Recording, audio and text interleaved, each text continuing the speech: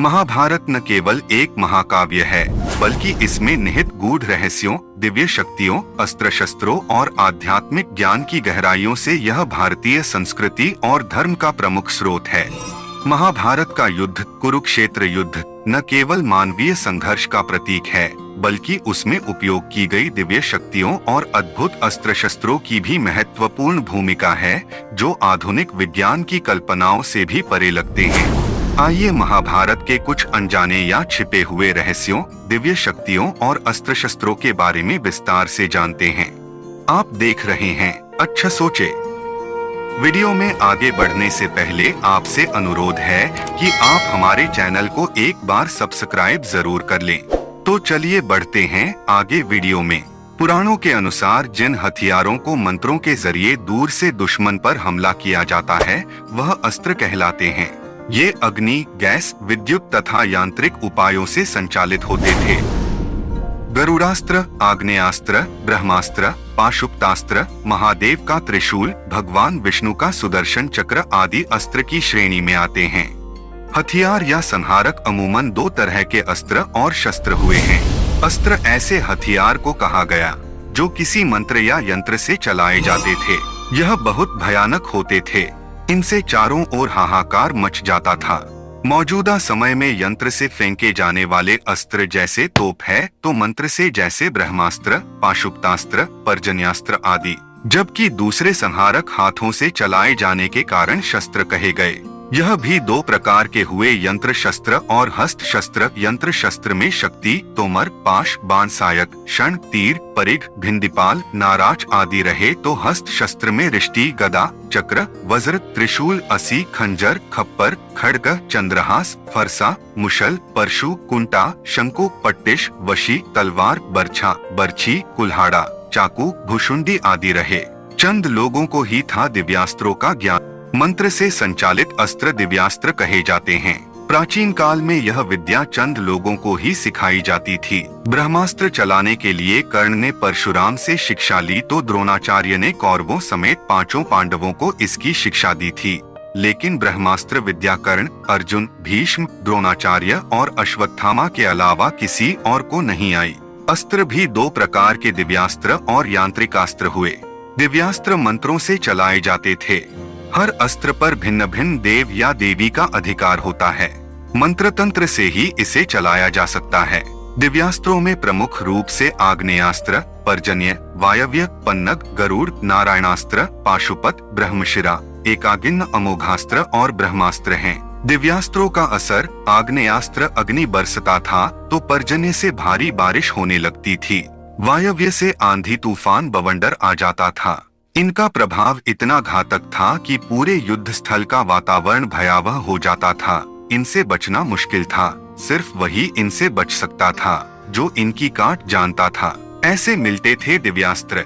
इसके लिए कठिन तप, व्रत, उपवास, ध्यान आदि करके मन को काबू में करने, पांचों इंद्रियों को संचालित करने की शक्ति पाई जाती थी। जो व्यक्ति एक चित्त हो जाता, वही दिव्यास्त्र हासिल करने का अधिकारी बनता। वासवी शक्ति, इसे अमोघ अस्त्र भी कहा जाता है, जो सिर्फ इंद्र के पास था। इसकी खूबी ये थी कि यह अचूक होने के चलते एक बार ही प्रयोग हो सकता था। महाभारत में कर्ण को इसे इंद्र ने कवच कुंडल के बदले दिया था। कर्ण इसके प्रयोग से अर्जुन को मार डालना चाहता था, लेकिन कर्ण को न चाहते हुए भी मित्र दुर्योधन के कहने पर महाशक्तिशाली घटोत्कच पर इसका प्रयोग करना पड़ा। ब्रह्मास्त्र, जो एक महाविनाशक अस्त्र है। महाभारत के युद्ध में ब्रह्मास्त्र सबसे प्रबल और विनाशकारी अस्त्र था। इसे सृष्टि के रचयिता ब्रह्मा जी का आशीर्वाद प्राप्त था। इस अस्त्र का इस्तेमाल महाभारत के युद्ध में अत्यंत सीमित था, क्योंकि इसके प्रलयंकारी प्रभाव से सभी परिचित थे। अश्वत्थामा ने पांडवों के खिलाफ इसका इस्तेमाल किया था, लेकिन इसके दुष्प्रभावों को रोकने के लिए इसे वापस लेने का ज्ञान केवल कुछ ही योद्धाओं को था। कहा जाता है कि ब्रह्मास्त्र का प्रयोग करने से संपूर्ण सृष्टि नष्ट हो सकती थी। इसका इस्तेमाल केवल महान योद्धा ही कर सकते थे, और इसका गलत इस्तेमाल करने पर अपार विनाश हो सकता था। नारायणास्त्र, जो एक भयानक प्रलयकारी दिव्य अस्त्र था। नारायणास्त्र एक अत्यधिक शक्तिशाली अस्त्र था, जिसका वर्णन महाभारत में आता है। इसे स्वयं भगवान विष्णु के नाम पर कहा गया है और यह अस्त्र उन लोगों पर काम नहीं करता था जो शस्त्र डाल देते थे या जो बिना प्रतिरोध के सामने खड़े रहते थे। द्रोणाचार्य के पुत्र अश्वत्थामा ने पांडव सेना पर इस अस्त्र का प्रयोग किया था, जिससे कई योद्धा मारे गए थे। अगर कोई योद्धा इसका सामना करता या इसे रोकने की कोशिश करता तो अस्त्र की शक्ति कई गुना बढ़ जाती थी और उससे बचना असंभव हो जाता था। केवल कृष्ण और अर्जुन जैसे योद्धाओं को ही इसके प्रभाव से बचने की पूरी जानकारी थी। पाशुपतास्त्र। पाशुपतास्त्र भगवान शिव का सबसे प्रबल अस्त्र माना जाता था। कहा जाता है कि यह अस्त्र संपूर्ण सृष्टि को नष्ट कर सकता था। अर्जुन ने कठोर तपस्या के बाद भगवान शिव से इसे प्राप्त किया था।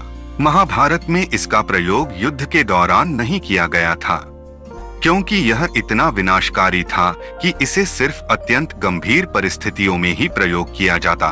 भगवान शिव ने अर्जुन को यह सिखाया कि इस अस्त्र का प्रयोग तभी किया जाए जब सृष्टि की रक्षा के लिए इसे आवश्यक समझा जाए। सुदर्शन चक्र। सुदर्शन चक्र भगवान विष्णु का मुख्य हथियार है, जिसे भगवान कृष्ण ने महाभारत के युद्ध में कई बार उपयोग किया। सुदर्शन चक्र एक दिव्य चक्र है जो अपने लक्ष्य को कभी चूकता नहीं है और फिर अपने स्वामी के पास वापस लौट आता है।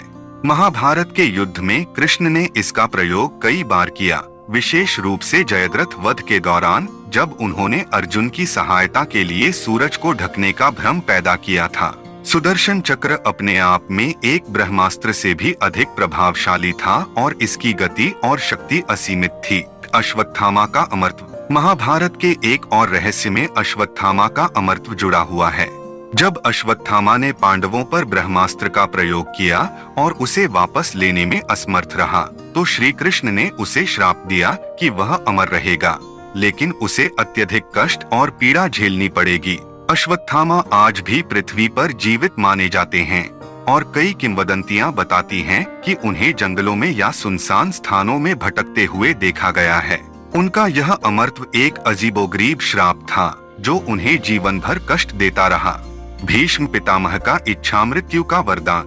भीष्म पितामह को उनके पिता महाराज शांतनु से इच्छा मृत्यु का वरदान प्राप्त था। यह वरदान एक असाधारण शक्ति थी, जिससे भीष्म को यह क्षमता प्राप्त हुई कि वह अपनी मृत्यु का समय स्वयं चुन सकें। महाभारत के युद्ध में भीष्म पितामह ने 10 दिनों तक युद्ध किया और अंत में शरशय्या पर लेटने का निर्णय लिया। युद्ध समाप्त होने के बाद उन्होंने सूर्य के उत्तरायण होने तक अपनी आत्मा को शरीर में रोके रखा और फिर मृत्यु को प्राप्त हुए। उनका यह वरदान दर्शाता है कि महाभारत में योद्धाओं के पास अद्वितीय शक्तियां थीं जो मानवता की सामान्य सीमा से परे थीं। अर्जुन का दिव्य धनुष गांडीव। गांडीव अर्जुन का दिव्य धनुष था, जिसे उन्होंने अग्नि देवता से प्राप्त किया था। यह धनुष इतना शक्तिशाली था कि इसे धारण करने वाला योद्धा अजेय हो जाता था। अर्जुन ने इस धनुष का प्रयोग महाभारत के युद्ध में कई मौकों पर किया और इसकी शक्ति से अनेक योद्धाओं का वध किया। गांडीव की विशेषता यह थी कि इसे कोई सामान्य व्यक्ति छू भी नहीं सकता था और इसकी डोरी की आवाज ही दुश्मनों को भयभीत कर देती थी। यह धनुष अर्जुन के अजेय योद्धा बनने का प्रमुख कारण था। कर्ण का कवच और कुंडल। कर्ण महाभारत के सबसे महान योद्धाओं में से एक, जन्म से ही दिव्य कवच और कुंडल से संरक्षित थे। यह कवच और कुंडल उन्हें सूर्य देव से जन्मजात मिले थे और यह उन्हें अजेय बनाते थे। कोई भी अस्त्र शस्त्र कर्ण का कुछ भी नहीं बिगाड़ सकता था जब तक कि उनका कवच और कुंडल उनके पास था। लेकिन इंद्र ने ब्राह्मण वेश में उनसे यह कवच और कुंडल दान में मांग लिया। इसके बाद कर्ण को युद्ध में अपने प्रबल शत्रुओं से सीधे टकराना पड़ा, जिससे उनकी मृत्यु का मार्ग प्रशस्त हुआ। धृतराष्ट्र की दिव्य दृष्टि। धृतराष्ट्र जन्म से अंधे थे, लेकिन उनके पास एक दिव्य दृष्टि थी जो उनके सारथी संजय के माध्यम से काम करती थी। संजय को भगवान व्यास द्वारा दिव्य दृष्टि प्रदान की गई थी, जिससे वह महाभारत के युद्ध का आंखों देखा हाल धृतराष्ट्र को सुना सकते थे। यह दृष्टि भविष्य में होने वाली घटनाओं को भी देख सकती थी। संजय की यह दिव्य दृष्टि न केवल युद्ध का वर्णन करती थी, बल्कि युद्ध के पीछे छिपे हुए आध्यात्मिक संदेशों को भी उजागर करती थी। कुशल रणनीतियों और माया की शक्ति। महाभारत में न केवल अस्त्र शस्त्रों की बात होती है, बल्कि युद्ध की कुशल रणनीतियों और माया, मोह, छल की भी महत्वपूर्ण भूमिका होती है। द्रोणाचार्य द्वारा बनाई गई चक्रव्यूह एक ऐसी युद्ध नीति थी जिसे भेदना अत्यंत कठिन था। केवल अर्जुन और अभिमन्यु ही इसके रहस्यों को जानते थे। अभिमन्यु ने इसे भेदने का प्रयास किया, लेकिन पूरी जानकारी न होने के कारण उसमें फंस गए और वीरगति को प्राप्त हुए। इसी प्रकार दुर्योधन और कर्ण ने कई बार छल और माया का प्रयोग किया। युद्ध के दौरान छल, जैसे भीम द्वारा दुर्योधन की जंघा पर प्रहार करना और कर्ण का रथ कीचड़ में फंसना, इन घटनाओं ने युद्ध का परिणाम बदल दिया। तो साथियों, महाभारत केवल एक युद्ध नहीं, बल्कि धर्म, अधर्म, प्रेम, बलिदान और मोक्ष की जटिल गाथा है। इसमें प्रयोग की गई दिव्य शक्तियाँ और अस्त्र शस्त्र हमारे लिए आज भी रहस्य बने हुए हैं। आधुनिक विज्ञान भले ही इन्हें काल्पनिक मानता हो, लेकिन भारतीय दर्शन और परंपरा में इनका विशेष स्थान है। साथियों, यह कथा आपको कैसी लगी कृपया कमेंट बॉक्स में जरूर बताएं। अच्छी लगी हो तो जय श्री कृष्ण जरूर लिखें। चैनल को सब्सक्राइब जरूर करें। मिलते हैं ऐसी ही एक और वीडियो में, तब तक के लिए जय श्री कृष्ण, जय माता की।